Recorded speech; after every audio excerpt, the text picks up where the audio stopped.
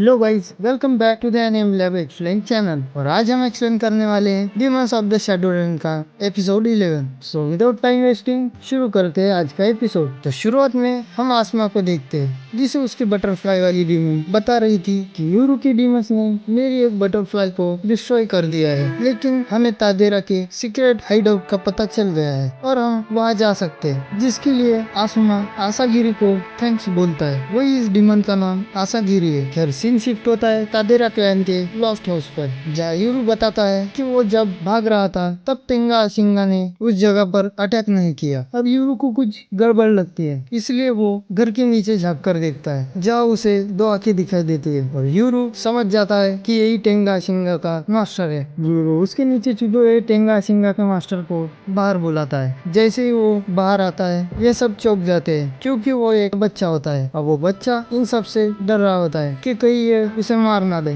और डेरा उससे पूछता है कि क्या तुम तेंगा अशिंगा के मास्टर हो, जिस पे ये बच्चा एग्री करता है। तो यूरू इस बच्चे से पूछता है कि तुम कौन हो और यहाँ क्या कर रहे हो, जिसके जवाब में ये बताता है कि इसका नाम तादेरा केन है और वो यहाँ अपने डैड के घर पर आया है। अब यूरू को लगता है कि ये रियू का बेटा है, जिसे सुनकर रियू भी शॉक हो जाता है। रियू अपना मुंह अजीब बनाकर सोचने लगता है उसने ये कब किया, लेकिन उसे याद आता है कि उसने ऐसा कभी किया ही नहीं। उसका तो कोई बच्चा है ही नहीं। रियो केन से उसकी मॉम का नाम पूछता है और केन बताता है कि उसकी मॉम का नाम अबे तोस्फाया है। रियो फिर से पूछता है कि क्या वो फॉरेनर है, जिस पे केन बताता है कि उसकी मॉम इथोपियन है। रियो कहता है फिर तो मैं डेफिनेटली उन्हें नहीं जानता। रियो सबको बताता है कि उसका बच्चा नहीं है। केन रियो से पूछता है कि क्या तुम्हारा नाम रियो तादेरा है? मेरे डैड ने तुम्हारे बारे में बताया था। मैं तादेरा रोई का सन केन तादेरा। जिसे सुनकर रियो चौंक जाता है। यूरू सोचने लगता है कि उसने ये नाम कहीं सुना है, जहाँ रियो बताता है कि तुमने ये नाम हिगाशी विलेज में सुना होगा जब तुम बच्चे थे। रियो केन पर चिल्लाते हुए कहता है कि तुम मेरे डैड के बेटे हो, यानी कि केन रियो का छोटा भाई है। रियो केन से उसकी एज पूछता है, जहाँ वो 13 साल बताता है। अब रियो को यह सुनकर शौक लगता है, क्योंकि वो एक ह्यूमन बिल्डर के तौर पर बहुत छोटा था। खैर यूरू और लेफ्ट राइट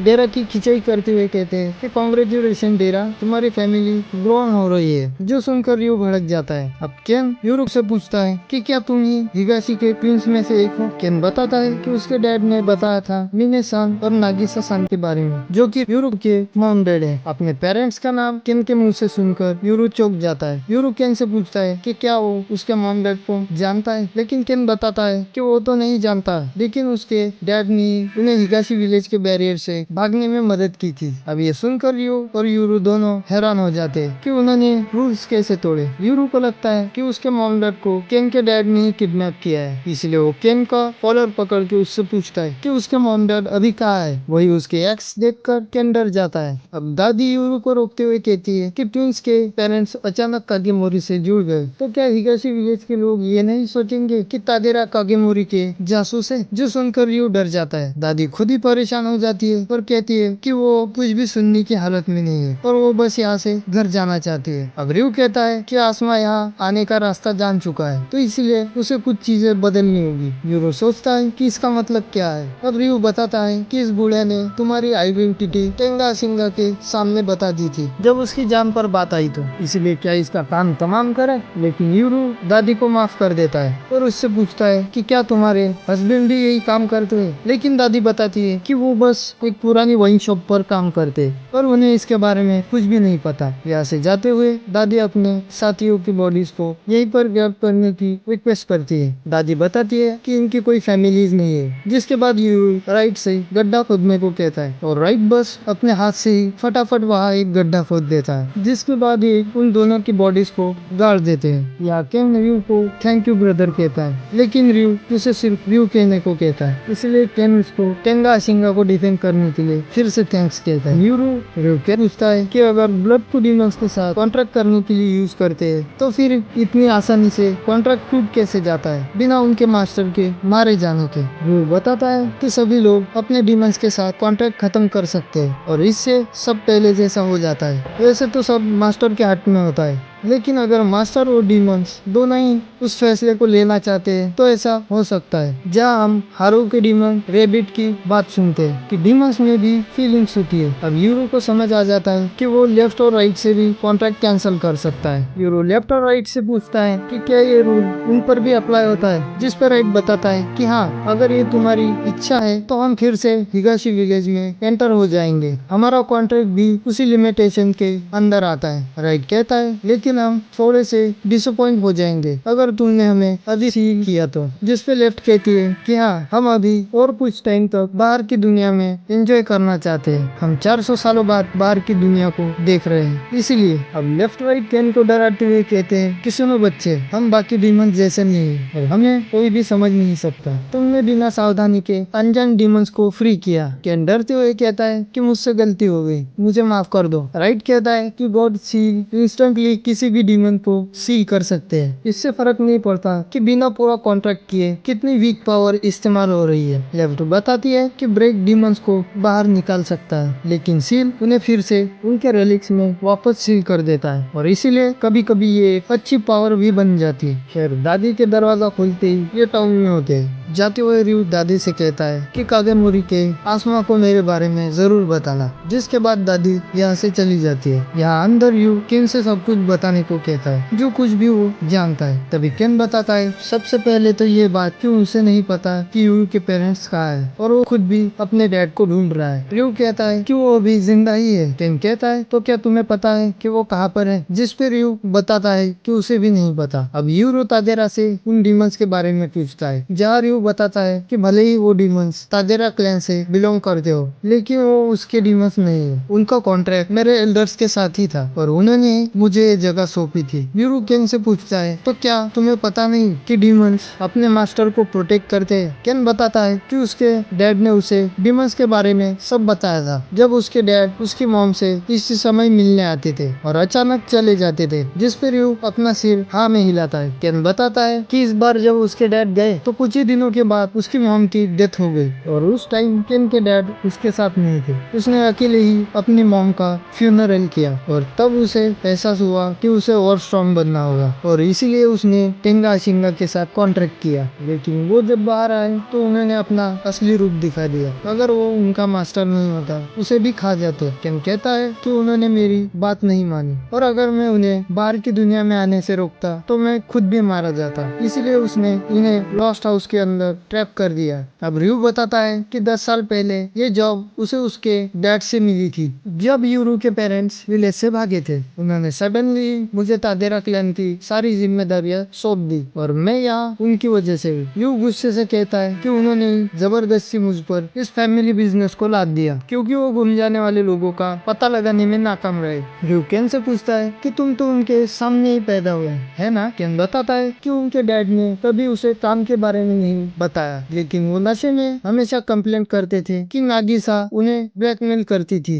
विलेज से बाहर जाने का रास्ता जानने के लिए, और वो वजह क्या थी ये केन नहीं बताता। खैर, फिर सब हाना के घर पर आ जाते हैं। वही हाना यूरू की चोट देखकर उसे बहुत अजीब तरह से पूछती है कि तुम ठीक तो हो। यूरू सोचता है कि हाना उसकी कितनी फिक्र करती है, लेकिन हाना अपना मुंह टेढ़ा बनाकर सोचती है कि अच्छा हुआ यूरू को कुछ नहीं हुआ, नहीं तो हमारे पास हॉस्पिटल के बिल्स भरने के पैसे नहीं थे। हाना रयू से कहती है कि तुम कागेमोरी क्लैन से जिंदा वापस कैसे आ गए, वहाँ कुछ हुआ नहीं। रयू थक गया था इसलिए वो सोने जाता है और उसे बाकी की बातें बाद में बताऊंगा कहता है। जाते हुए रयू का पैर एक बैग को लगता है, जिसमें से कागेमोरी क्लैन के बार का कार्ड और हॉर्स बेटिंग का एक टिकट निकलता है, जिसे देखकर ये दोनों अपना मुंह अजीब सा बना लेते। तभी वहाँ केन आ जाता है और उसका नाम तादेरा केन सुनकर हाना रयू से पूछती है कि तुम्हारे और कितने बच्चे हैं, लेकिन रयू उसे चिढ़ाते हुए कहता है कि ये कैलकुलेट करो कि मेरे कितने डाइवोर्स हुए हैं। मेरे पास भले ही पैसा नहीं है, लेकिन एक लैंड और घर है। ये सुनकर हाना डिप्रेस हो जाती है। अब हाना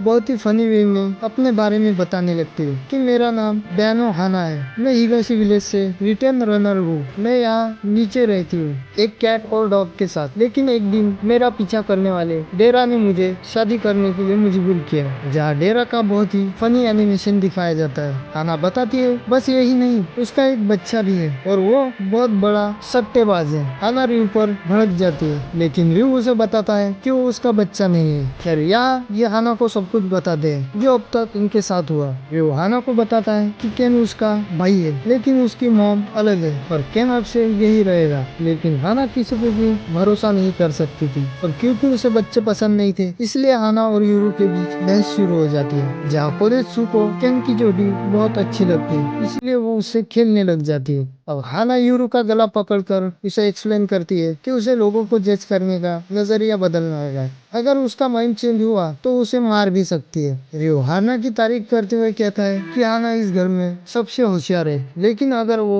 पागल हो गई तो ऐसा हो सकता है। जिस पे हाना को रियो पर फिर से गुस्सा आ जाता है क्योंकि वो हमेशा उसके बारे में उल्टा सीधा बोलता है। वही केन हाना को देखकर बहुत ज्यादा डर जाता है और एक्सप्लेन करता है कि वो ऐसा कुछ नहीं करेगा। केन अपने पॉकेट से एक बैंक पासबुक निकालकर इन सबको दिखाता है जो उसकी मॉम ने उसके लिए रखा था। केन कहता है इससे तुम तुम्हारे सारे लिविंग एक्सपेंसेस कवर कर सकते हो। हाना डेरा को पासबुक में करंट बैलेंस एंट्री करा कर लाने को कहती है, जिसे लेकर यू तुरंत ही वहाँ से निकल जाता है। हाना उसे डिनर के लिए जल्दी वापस आने को कहती है। रियो सोचता है कि इन दोनों में क्या चल रहा है। खैर रियो पासबुक में एंट्री करके वापस आता है, जहाँ वो हाना से कहता है कि हमें अब डेफिनेटली केन को अपने पास रखना चाहिए। हाना पासबुक में करंट एंट्री देखकर चौंक जाती है, जिसे हमें नहीं दिखाया जाता, लेकिन शायद उसमें बहुत ज्यादा पैसे थे। इसलिए हाना बड़े प्यार से केन से पूछती है क्या उसने फैमिली रजिस्ट्रेशन किया है। केन बताता है कि हाँ, उसने जापानीज सिटीजनशिप का रजिस्ट्रेशन करवाया है। अब हाना बहुत ही प्यार से केन से कहती है कि तुम चाहो तो यहाँ हमेशा के लिए रह सकते हो, जो सुनकर केन उसे थैंक यू कहता है। खैर डिनर के बाद हाना और रियो केन के अकाउंट में पड़े पैसे को देखकर बात करते हैं,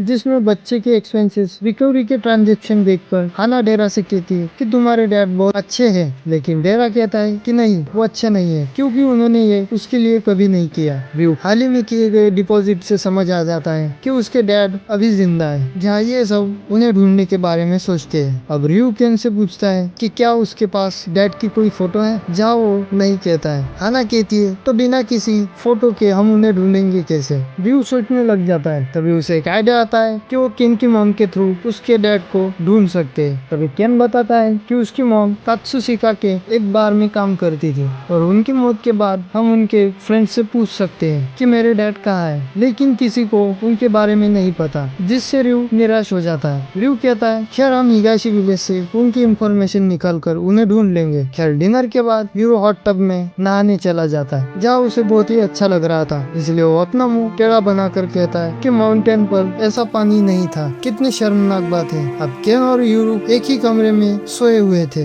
इसलिए केन सोचता है कि उसको यहाँ रहना महंगा तो नहीं पड़ेगा। वो यूरो से पूछता है क्या वो इस कंफर्टेबल फॉर्चून में ठीक है, मुझे तो इसमें अच्छा नहीं लग रहा। जिसके जवाब में यूरो कहता है कि तुम बेसिकली डेरा की फैमिली से रिलेटेड हो, इसीलिए तुम्हें यहाँ रेस्ट करने के लिए कोई रेंट नहीं लगेगा। अब यूरो केन से कहता है आई होप कि हम तुम्हारे डैड को जल्दी ढूंढ पाए। केन कहता है मुझे भी उन्हें बताना है कि मॉम अभी इस दुनिया में नहीं रही। तभी केन रोते हुए यूरो से कहता है कि आई होप हम तुम्हारे मॉम डैड को भी जल्दी ढूंढ पाए। खैर इधर हाना और रियो की बात चल रही होती है, तभी टेबल पर रखे वास्प को देखकर हाना बोलती है कि वो क्या है। रियो बताता है कि वो केन की मॉम की अस्थियां हैं, क्योंकि उन्हें ग्रेव नहीं मिली तो उन्हें यहाँ ले आया। अब हाना बोलती है कि अगर केन को पूछकर उसे अच्छा लगे तो मैं अपने माउंटेन पर इन अस्थियों को किसी अच्छी जगह पर ग्रेव देना चाहूंगी। रियो हाना को थैंक्स कहता है ग्रेव की जगह के लिए। वही हाना कहती है कि वो उसे हमेशा उस ग्रेव में देखना चाहती है। और इसी फनी मोमेंट के साथ ये एपिसोड यहीं पे एंड हो जाता है। तो अब ये सब केन और रियो के डैड रुई तादेरा को